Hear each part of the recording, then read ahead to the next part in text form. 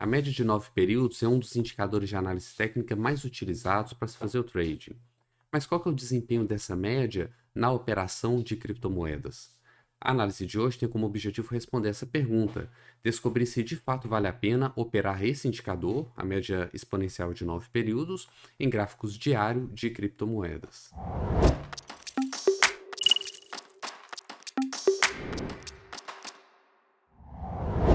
Olá, amigos traders e investidores, sejam bem-vindos ao canal Conte Investimentos. Meu nome é Daniel e hoje vou apresentar para vocês mais uma análise de um sistema de negociação. Hoje nós vamos analisar a média exponencial de 9 períodos em criptomoedas.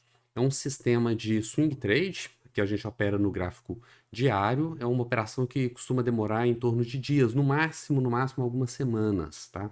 Então são operações de swing trade. Nós vamos ver qual foi o resultado desse sistema nos últimos anos. Primeiramente, eu vou mostrar para vocês o sistema. Aqui nessa tela, nós temos um gráfico, tá? Esse aqui é o gráfico do BNB. Então, o que a gente faz? Primeira coisa, a gente tem que colocar na tela a média móvel exponencial de 9 períodos, que é essa média aqui, tá? Aliás, essa aqui de baixo, ó. Média móvel exponencial de 9 períodos.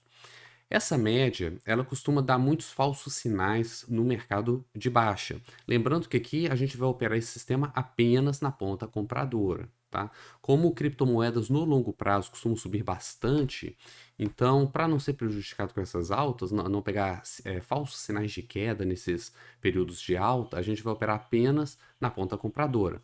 Acontece que quando o mercado ele entra num bear market, num longo período de queda, essa média ela dá muitos falsos sinais. Então, para evitar entrar nesses sinais, para filtrar a maioria desses sinais, nós vamos adicionar uma segunda média, que é essa média que está mais afastada do preço.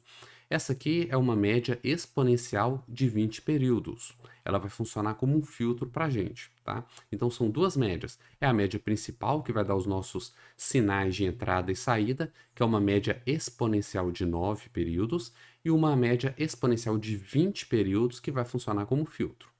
Então, a primeira coisa é o filtro. Como que funciona esse filtro?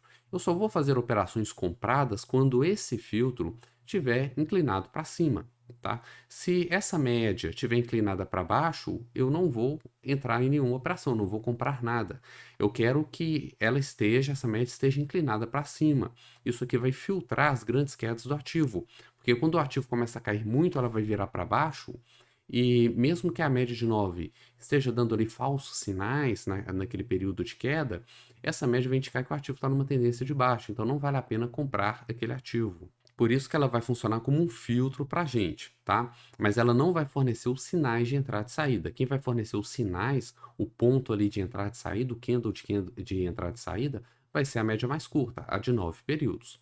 Então, o que eu faço? Eu espero a média de baixo, né? Aliás, essa daqui, a média mais longa, de 20 períodos, estar virada para cima, tá? Ela tem que ser ascendente. Então, a partir desse candle aqui, ó, ela já está ascendente. Durante todo esse período aqui, ela está inclinada para cima. E a partir daí, eu já posso aceitar os sinais da média de 9. Então, a gente vê, por exemplo, que neste candle aqui, ó, aliás, nesse candle maior, o que ele fez? Esse movimento de alta, ele virou as duas médias para cima, tá? Então, a média de 20 virou para cima, então o filtro está ok, permite que eu faça compras, e a média mais curta que me dá os sinais, ela também virou para cima. A gente só sabe que a média virou para cima ou para baixo depois que o candle fecha, tá? A gente não pode entrar aqui com o candle aberto, tem que esperar o candle fechar para saber a posição da média. Porque ao longo do dia, enquanto o candle ainda está se formando, essa média ela vai variar, tá? Ao longo do dia ela vai ficar variando. Então tem que esperar o fechamento do candle. Lembrando que a gente está operando o gráfico diário, então tem que esperar fechar o candle do dia. Quando esse candle fechar e eu ver que a média de 9 virou para cima, ela estava para baixo, aqui estava para baixo, e nesse candle virou para cima, tá? Quando eu vejo que ela virou para cima, o que eu faço? Eu já posso entrar na abertura do próximo candle, logo em seguida, tá? Eu não vou entrar aqui no fechamento porque eu tenho que esperar ele fechar para saber se virou ou não. Aí depois que ele fechou, eu já posso entrar imediatamente na abertura do próximo dia. É bom lembrar aqui que criptomoedas, elas operam 24 horas, elas não têm um horário de negociação igual ações. Então, assim que virar o dia, tá? Que costuma acontecer em torno das 9 horas da noite, no horário de Brasília, né? Aqui do Brasil, em torno de 9 horas da noite. Quando fechar o candle do dia e eu ver que deu o sinal de entrada, então eu já posso entrar, porque ali já está começando o próximo candle, o próximo o pregão, tá? O candle do próximo dia, porque são 24 horas. Então não tem um período aí em que fica fechado as negociações. Bom, então logo na abertura do candle eu fiz a minha compra, tá? E eu vou ficar comprado até dar o sinal de saída, até aparecer um sinal de saída. E qual que é o sinal de saída? É quando essa média mais curta, que é a de 9 períodos, virar para baixo. Então, nós fizemos a compra nesse dia, tá? Na abertura desse candle, e a média de 9 ficou inclinada para cima. Enquanto ela estiver inclinada para cima, a gente vai ficar posicionado. Por isso que é um sistema seguidor de tendência, ou trend following, se preferirem. Porque o objetivo desse sistema é te manter na tendência enquanto a tendência existe, enquanto ela durar. Então, enquanto esse preço estiver subindo, essa média vai ficar inclinada para cima, tá? E isso aqui não tem limite, a gente nunca sabe quando que vai terminar, ok? Bom, então foi subindo, subindo, até que neste dia nós tivemos uma forte queda, ó, um candle grande aqui de baixa. E o que que esse candle fez? Ele virou a média para baixo, tá? Olha esse trechinho aqui, virou para baixo. Depois que esse candle encerrou, com essa média virada para baixo, né? Depois que ele encerrou, isso aqui é um sinal de saída. Então a gente vai sair imediatamente, ou seja, na abertura do candle seguinte. Assim que ele encerrou, a gente sai, quando estiver começando a formação do próximo candle. Esse trade aqui, por exemplo, ele deu 9%, 9,03%, 9% de rentabilidade. A gente surfou toda essa tendência de alta aqui, ó. Tá? Entramos aqui atrás e saímos nesse candle. A gente pode ver que no dia seguinte tivemos esse candle que subiu e virou a média de nova para cima. Foi uma, vou dar um zoom aqui, ó. Foi uma leve alteração, né? Ela estava para baixo e virou ela um pouquinho para cima, mas ela está positiva, tá? A inclinação aqui está positiva. Isso configura um novo sinal de entrada. Então, assim que esse candle fechar, a gente entra na abertura do próximo. Então, aqui foi uma outra entrada. Mas acontece que logo no primeiro dia ele caiu e virou para baixo de novo. Então, foi uma operação que durou um dia, porque um dia subiu e virou ela para cima, dando entrada, e no dia seguinte o candle caiu e virou a média para baixo, dando saída. Lembrando, né, que o sinal aqui a gente tem que olhar o filtro, a média de baixo, que é a média de 20 períodos, ela estava ascendente, então permitia essas operações, tá?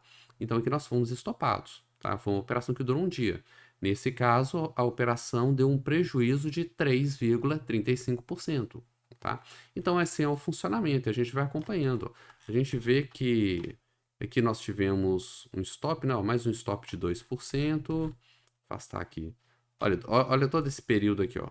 Grande parte desse período nós ficamos de fora do mercado, porque a média de 20 estava inclinada para baixo. Aqui ele deu um sinal, ó. Aqui foi um stop também, ó. 5,99%. Ela inclinou levemente para cima, então permitiu a entrada, entramos, mas estopou. Enfim, isso aqui é só um exemplo de um papel, tá?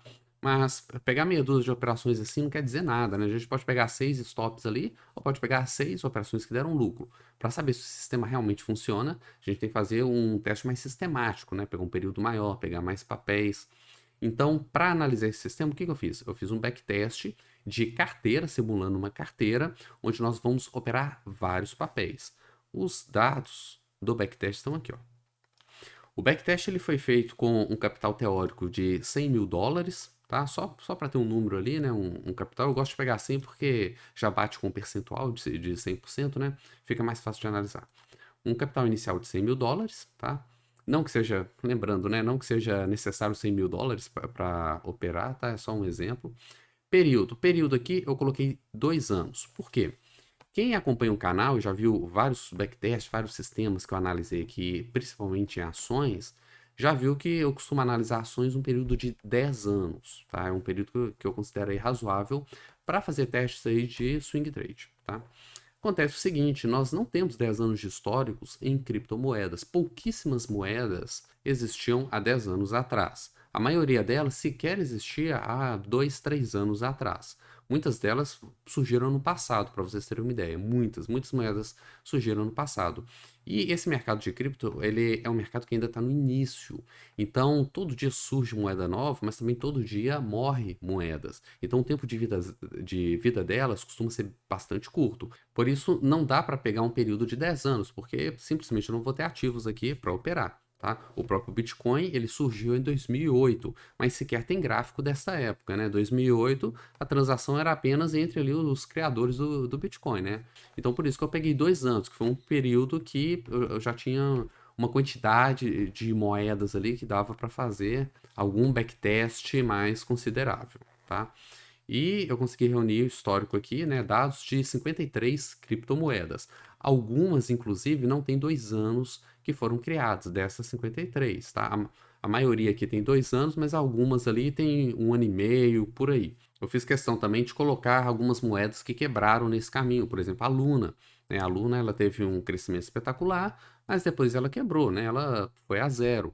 Então eu fiz questão de colocar algumas moedas assim também, para não ficar um teste muito enviesado para alto, pegando só aquelas moedas que deram certo, que cresceram, que desenvolveram, né? Então quis pegar ativos aqui bem diversificados. Nesse backtest, os lucros eles foram reinvestidos, tá? Ou seja, todo lucro que foi obtido com cada trade, ele foi colocado nos próximos trades. Então a gente tem uma curva exponencial de crescimento, tá? Essa é uma consequência de se reinvestir os lucros. Custos, eu não considerei custos, até porque varia muito, né? As taxas que cada exchange cobra. Então aqui é o sistema cru sem custos. A pessoa que for operar, ela tem que pegar ali o número de operações e multiplicar pelo custo que ela tem e deduzir isso do resultado final, para saber se esses custos são significantes ou não. Aqui a gente está trabalhando com seguidor de tendência, né? Seguidor de tendência é um sistema que dá poucas entradas, então os custos costumam ser muito, muito baixos, tá? Reversão à média seria diferente. Reversão à média já é um sistema que costuma ter custos mais significativos. Então aqui praticamente não vai impactar essa questão dos custos. E por fim, foi considerado no backtest 5% por trade. Tá? O que quer dizer isso? No início, né, o capital inicial era de 100 mil. Então, qualquer uma dessas 53 criptomoedas que desse um sinal de entrada, nós entramos com 5% desse capital inicial de 100 mil. Ou seja, a gente entra com 5 mil naquele trade. Tá? Só que, com o passar do tempo, esse capital aqui ele vai mudar. À medida que a gente for tendo lucro ou prejuízo nos trades, esse capital vai subir ou vai cair. Então, nós vamos entrar com 5% do capital atual. Tá? Esse capital vai sendo atualizado à medida que os trades vão sendo feitos. E o próximo trade sempre é feito com 5% do capital atual. Então, no máximo, a gente vai ficar posicionado em 20 papéis simultaneamente. Quem também costuma, já viu outros backtests aqui do canal, já deve ter percebido que geralmente eu coloco 10%. Por que eu não quis colocar 10% aqui? Porque eu quis diversificar mais. Eu não quis me concentrar em poucos ativos, em poucas criptos. Eu quis pegar uma diversidade maior, para não ficar muito enviesado o backtest, tá? Para não enviesar para um ativo que subiu demais e aquele ativo foi um outlier e acabou distorcendo o resultado, tá? Então, com 5% eu consigo dividir em até 20 papéis, então já tenho aí uma boa diversificação. Bom, então vamos dar uma olhada qual foi o resultado. Vou mostrar para vocês a curva de capital. Essa daqui é a curva de capital dos últimos 2 anos operando esse sistema com as 53 moedas. A gente consegue ver que não é, né, de forma alguma, uma curva muito linear, é uma curva que ela varia muito no tempo, né? Quem já viu o canal aqui, né? Quando a gente compara isso aqui com ações, a gente vê que as criptos, elas são muito mais voláteis do que ações. Então, a curva realmente, ela acaba ficando diferente. Essa volatilidade afeta bastante a curva de capital. Então, a gente teve esse primeiro período aqui, por exemplo, ó, que o sistema praticamente não lucrou. Então, veio um bull market e o sistema lucrou bastante, tá? Depois teve uma queda, um segundo período de alta e depois o mercado aqui estabilizou e ele não lucrou novamente. Para a gente ter uma referência disso aqui, o que eu fiz? Eu peguei o gráfico do Bitcoin no mesmo período. Então reparem que no período inicial, de fato, nós tivemos aqui uma consolidação e o Bitcoin é o melhor indicador de como está o mercado cripto, né? E esse período inicial, de fato, ó, a gente não saiu do lugar, tá? Depois a gente teve um bom movimento de alta, tá? Do Bitcoin e o sistema também subiu bastante. Depois nós tivemos uma queda, uma segunda alta que já não foi tão grande e depois uma segunda queda. Ou seja, ele ficou lateralizado durante todo esse período aqui, né? Se a gente olhar o gráfico, de fato ele ficou lateralizado. Subiu, caiu e ficou mais ou menos aqui. Mas qual que é a grande diferença desse gráfico para o gráfico do Bitcoin? É a rentabilidade, tá? Se eu mudar a escala aqui para percentual, olha só, pegando 2 anos atrás até hoje, o Bitcoin rendeu 212%, tá? 212. Enquanto esse sistema aqui, ele rendeu mais de 700%. A gente já vai ver as métricas ali. Ele rendeu mais de 700%, ou seja, várias vezes o que o Bitcoin rendeu. Mesmo se a gente pegar só essa primeira alta aqui, ó, pegar o topo aqui, ó, foi uma rentabilidade de 543%, pegando o topo, né? Lá, ó, pega bem do início aqui, ó, do início até o topo, ó. 571%, 571. Enquanto que aqui do início até o final aqui, ó, nós tivemos 727% de rentabilidade, tá? E esse topo aqui, ó, depois ele foi levemente batido e voltou bastante, ó, já devolveu mais da metade, né? Voltar para a escala logarítmica, olha só, devolveu mais da metade. Enquanto que o outro aqui, ao invés de devolver, ele ganhou mais lucro, né? Ele ainda está acima desse pico aqui anterior. Então, assim, é um sistema que vale bastante a pena operar, né? Tem uma rentabilidade surpreendente, na verdade, tudo em criptomoedas é surpreendente, né? Mas tem alguns cuidados que a gente tem que ter com ele. Vamos aqui na performance. Ó, o sistema foi feito, o backtest foi feito com 100 mil, 100 mil, aqui tá reais, mas na verdade são dólares, tá? Porque considerou todos os preços em dólares.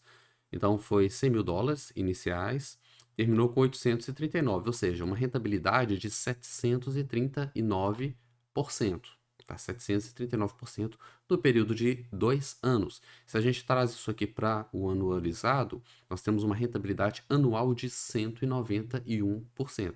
Ou seja, praticamente triplicou o capital a cada ano, tá? A cada ano. Lembrando que a gente teve mais ou menos um ano aí de consolidação, né? Vou voltar aqui no Bitcoin. Olha só, mais da metade do período o preço ficou consolidado. E mesmo assim, teve essa alta absurda, coisas de criptomoedas, né? Teve bastante trades, né? Foram 1.029 operações feitas no período, em 2 anos. E nós tivemos aí uma taxa de acerto de 33%. É uma taxa baixa, típico de seguidor de tendência, né? Seguidor de tendência costuma ter taxa menor que 50%. Enquanto que o payoff, cadê o payoff? Está aqui embaixo, ó, de 4,79. Ou seja, cada operação vencedora ela tem quase 5 vezes o tamanho da operação perdedora. Então você perde 1 e ganha 4,79 quando você ganha, né? Em média. Então é quase 5 vezes a relação aí entre o ganho e o risco. Outra coisa muito importante é o drawdown, tá?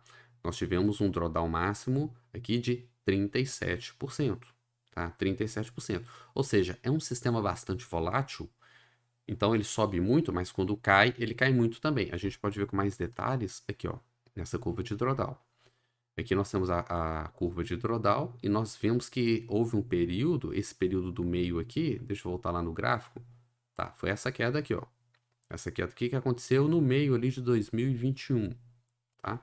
Essa queda, ela chegou a 37% de queda, ou seja, isso aqui foi mais de 1/3 do capital. E lembrando o seguinte, que a gente não tem uma bola de cristal, né? Então a gente nunca sabe o que vai acontecer ali no início. A gente sabe que no longo prazo o sistema é vencedor, mas no curto prazo a gente não sabe o resultado. Então a gente pode, se eu, por exemplo, decido investir hoje nesse sistema, eu posso entrar justamente nesse topo aqui, ó, e pegar esse drawdown logo de cara, tá? Então, assim, é um sistema, é aquela velha máxima dos investimentos, do mercado financeiro, né?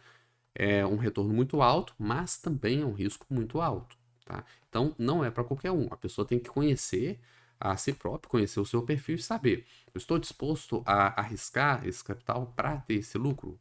E não apenas se eu estou disposto, mas eu posso arriscar esse capital para ter esse lucro? Né? Tem essa pergunta também, eu posso fazer isso? Então, é um sistema bastante lucrativo, mas que também, quando vem a queda, o drawdown ele é bastante forte. Mais alguns detalhes que a gente pode ver aqui. Isso aqui foi a rentabilidade mensal do sistema. Então a gente consegue ver que não é todo mês que o sistema lucra. Nós tivemos alguns meses ótimos, principalmente no início aqui de 2021, né? Final de 2020, início de 2021, alguns meses muito bons, com altíssima rentabilidade, mas vários outros meses, né? Principalmente final aí, né? Segundo semestre aí de 2021 e início de 2022, que o mercado está lateralizado, caindo, né? A gente teve aí mais meses negativos do que meses positivos. Então não é aquele sistema que te dá lucro todos os meses, tá? Tem que estar ciente disso. Uma coisa que eu não gostei nesse sistema, e aqui a gente mostra pontos positivos e negativos, né? A decisão é sua, né? Ninguém pode terceirizar a decisão dele, né? Cada um avalia aí os pontos, os prós e contras e decide se de fato vale a pena operar naquele sistema ou não. O que eu faço aqui é mostrar os pontos positivos do sistema e os pontos negativos. Eu estou mostrando, é um sistema muito lucrativo, mas é um sistema que tem um drawdown alto. E aqui tem um outro ponto que eu não gostei, que foi o seguinte: eu tenho um resultado aqui de papel por papel, tá? De cada um das moedas que foram testadas. E a gente pode ver que pouco mais da metade dos papéis, né, das criptos, pouco mais da metade fecharam no positivo. Essas linhas verdes são as criptos que fecharam positivo no período, tá? Nós tivemos algumas aqui no meio que não teve operação nelas, ou porque de fato não apareceu a operação, ou porque quando apareceu a operação não tinha capital disponível, tá? A maioria é por causa disso. Realmente até apareceu uma operação, mas 100% do capital já estava alocado e não foi possível alocar nestas moedas. E aqui embaixo nós temos os papéis que deram prejuízo, né? Se a gente comparar aqui, a gente vê que a proporção entre papéis que deram lucro, né? Criptos que deram lucro e criptos que deram prejuízo é mais ou menos o dobro aqui, né? No olho, assim, mais ou menos, vou colocar assim, 2/3, né? Se a gente eliminar essa zona cinza, ficaria mais ou menos 2/3 positivos e 1/3 negativo. É mais da metade, é mais da metade, mas o ideal é que essa proporção fosse maior. Eu queria mesmo que pouquíssimos ativos, né? De preferência que nenhum ativo aqui fechasse negativo no período. Isso seria, né, o mundo perfeito, né? Ou que fosse um percentual pelo menos menor. Eu achei esse percentual alto aqui de criptos que fecharam negativo no sistema nesse período. Bom, então essa aqui é a curva resultante, né? Onde nós temos assim, o geral da estratégia e que mostra o resumo de tudo isso que eu falei, né? É um sistema volátil, dá muito lucro, mas também tem um risco bastante alto. Se você gostou desse vídeo, gostou desse conteúdo, eu peço para você curtir esse vídeo, compartilhar, comentar aqui embaixo o que você achou do vídeo. É baseado nesses comentários, nessas curtidas, que eu decido quais serão os temas que eu vou trazer aqui para o canal. Então eu pego os vídeos ali que o pessoal mais gostou, né, mais se interessou, e tento trazer assuntos ali relacionados. Então, se você quer mais material sobre criptomoedas, né, mais sistemas aí para operar cripto, deixa nos comentários ou curte o vídeo que eu já sei que vocês gostaram desse conteúdo, beleza? E lembrando que esse é um sistema que faz parte de uma playlist onde eu apresento vários outros sistemas para criptomoedas. Eu vou deixar um card aqui, é só clicar lá que vocês vão ver vários outros vídeos com outros sistemas para operar criptos também. E se você não quiser operar criptos e quiser operar ações ou mesmo commodities, né, outros tipos de ativos, também tem playlist para cada um desses ativos, para cada uma dessas classes de ativos, cada um com seus sistemas. Então é só entrar no canal e vocês vão ver várias playlists, cada uma focada em uma classe de ativos diferentes. Bom, espero que vocês tenham gostado e nos vemos no próximo vídeo. Até mais.